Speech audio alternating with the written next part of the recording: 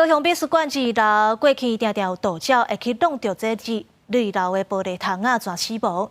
为着要保护生态，高美馆是邀请家长带囡仔做伙来打纸。若即阵是已经无野生鸟仔弄着伤的状况。来到高雄美术馆2楼，一大片玻璃头顶有10块5色圆形的大纸，这唔拿互玻璃经过技术感，主要的功能就是要防止鸟仔无适宜去弄到。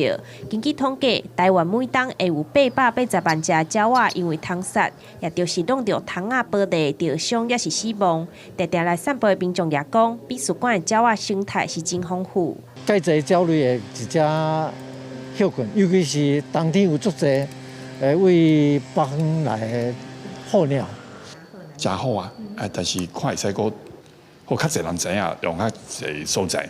因为高美馆2楼玻璃真大片，对面就是树林，光线的反射，常常互鸟仔当作是树林想要冲过，安尼会造成鸟仔受伤甚至死亡。高美馆日前是邀请20位的亲子做伙伫3片徛窗玻璃顶面创作，这圆形的大纸会当重复使用。根据美术馆的统计，冬天上高发生通杀，大多拢是盗鸟死亡。有同事去查资料，发现这一个行为叫做窗杀。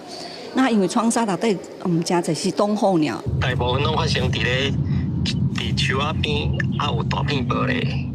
这秒只要看到这个玻璃内底呢，伊看到的是这个树林的迄个形、迄个影，所以就叫做遐是会使飞过的，所以大家去弄到玻璃。高雄美术馆周边因为树仔真济，有水池啊，是鸟仔类休困的好所在。美术馆表示，有这款大纸了后，已经无发生鸟仔通杀的状况。